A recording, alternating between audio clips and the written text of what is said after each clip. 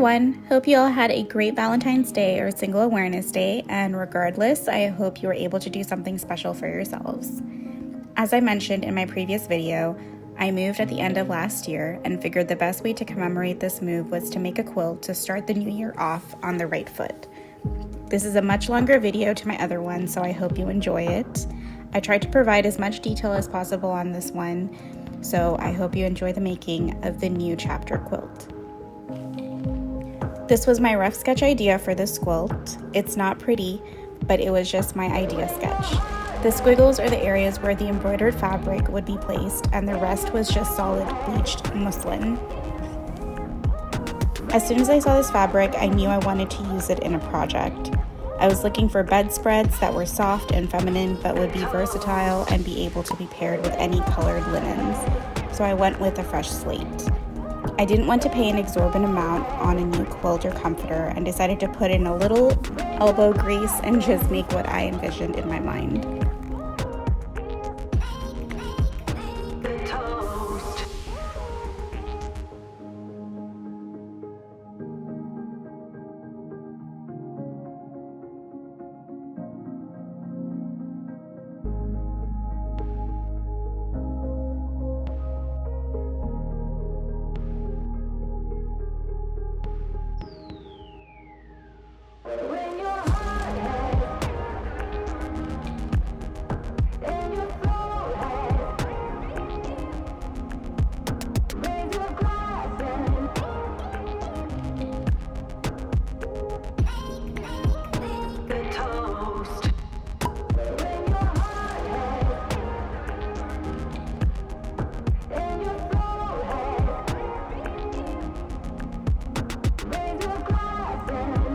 This is the front of the quilt. On the right here, we have the width side of this piece, which is 105.5 inches.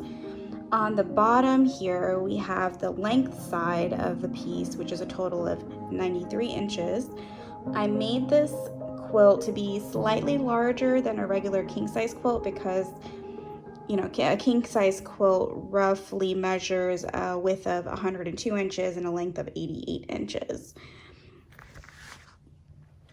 On the side here, I have started to make some measurements, and I was trying to decide exactly what I wanted to do in this side piece. And what I'm basically going to be doing is I'm going to be inserting this embroidered cotton in strips just on the corner right here in probably 3 or 4 of them.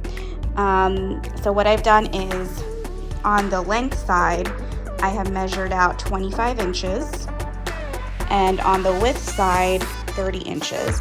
And I've drawn the line right there, and I think I really do like that configurement.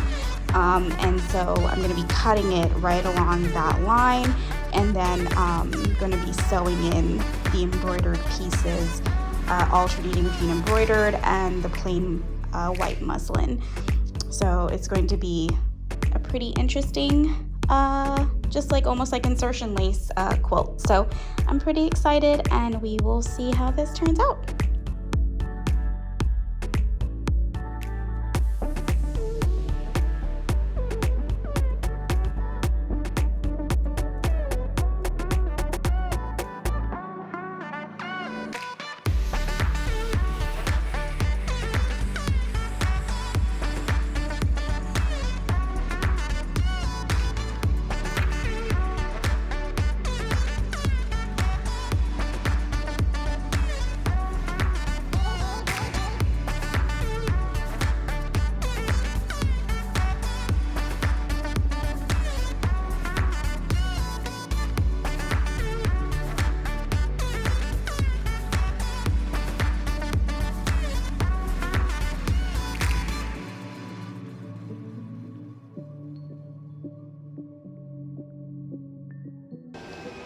Going to just sew all of these strips together. These are the 2-inch wide strips, and they will be attached together, and then these are what's going to go along the side edge that we just cut off of the quilt.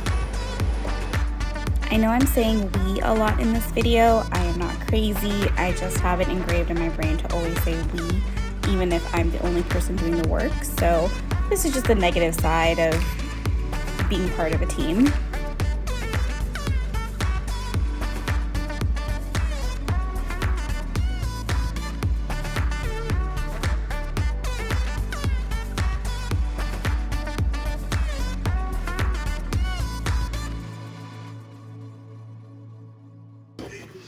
Okay, so now we have these three basically pieces that we've cut out of that remaining quarter, the corner pieces that we had.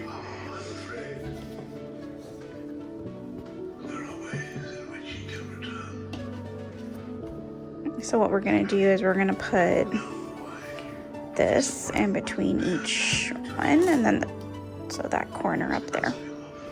So let's go do that. So this is kind of where we're at now. I have sewn on all four corners, as you can see here. However, obviously, as you can tell, they're not even on all four corners. Now, everything else is even except for this area. So now I'm trying to figure out how to balance it out and make it even. If I want to keep it still a square, or if I want to make a rounded edge. I'm just trying to understand what exactly happened. And it's a little bit of a monstrosity right now, so we will see what I come up with next. I decided to take all of the corner pieces off to see what exactly was going on.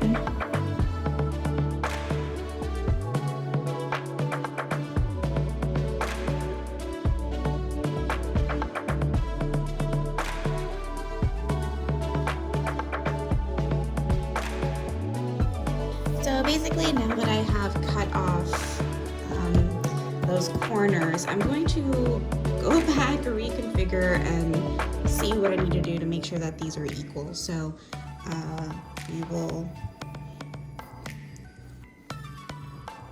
go back to the drawing board and see what we can do. Okay, so I have taken everything apart, and the one thing that I didn't do was I did not iron all of my seams down. So I'm just gonna go ahead and do that really quickly, and then I'm going to line them all up just to see where the issues lie. But definitely gonna get all of these seams ironed down first. So this is basically proof that this is I just made a horrible mistake and I should not have made them this way, because as you can see, one is like a good 2-3 inches difference between the rest of them, and I don't know how to fix this apart from just making them again. So that's what we're going to do. That's what I'm going to do. I am going to run to Joann's, grab some more of this fabric because I only have a very little bit of it. I think maybe like a quarter of a yard, which I want to keep for anything else potentially that I might want to add on to this. But for right now, I'm just gonna go and grab some more of this fabric. That way it can be evenly made. And I think this time what I'm gonna do is, instead of sewing it like this and creating a corner, I'm going to actually sew it on directly to this edge right here. That way it'll be evenly coming out on all four corners. That way they'll all be the same, and there won't be any issues with angles and the way things have been cut.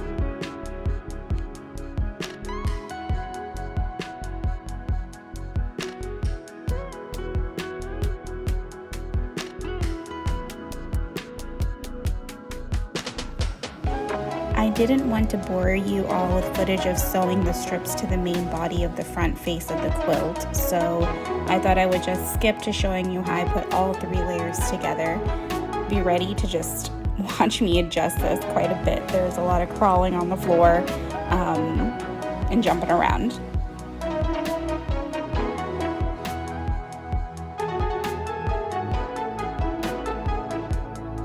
And so we are about to start pinning. It's not evening out completely as I would like to. When I say evening out, all 3 layers, the top, the actual cotton batting, and the base layer are not necessarily lining up exactly how I would like them to, but we're just going to start at least pinning these down and trying to match up at least the outer and the base layer as much as possible. I mean, the front and the base layer as much as possible. And I've just scattered the pins around. That way I know how many pins there are, so when I start to pin, it's not going to be, spacing wise, it'll be spaced out properly. So now everything has been pinned. We're just gonna go with it at this point because honestly I'm too tired to crawl over this thing all over again. My knees are hurting, my back is hurting. But I just wanted to tell you that on the side, I don't know if you can tell, but that the batting is actually shorter on some of the edges. So what I'm going to be doing is I'm going to be taking these strips that I cut, and I will be sewing them onto the bare bits like this. Done it on one side. It's just to keep it in place so that we don't have free floating batting pieces on the corners. It's just to give a little bit more stability and make sure that, if I do trim, it's fine. I'd rather put in the work and make sure it's attached now versus not have it and not have enough batting on the edges, on the corners. So yep, that's what I will be doing now.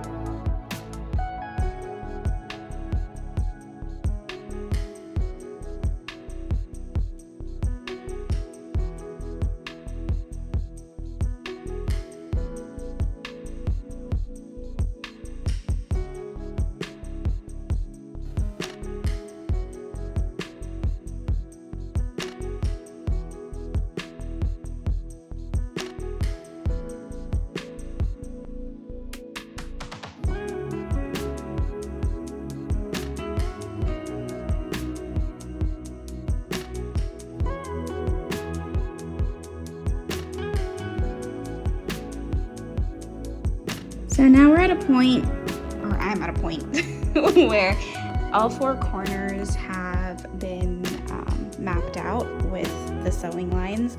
There are plenty of mistakes, which you can tell here, so I'm just hoping that all this pencil washes off. It might take a couple of times, but washes. But now what we're going to do is we're going to do the center lines, which are basically going to be a grid pattern going down in the center.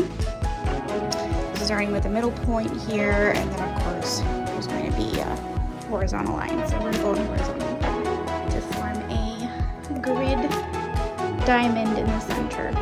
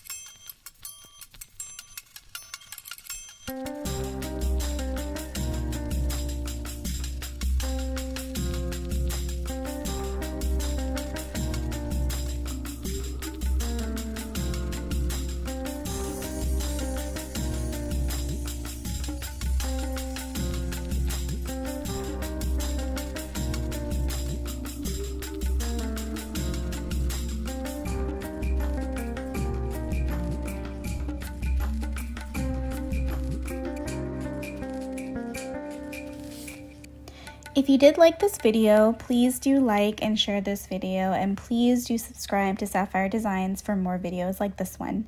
Thanks for watching. Bye.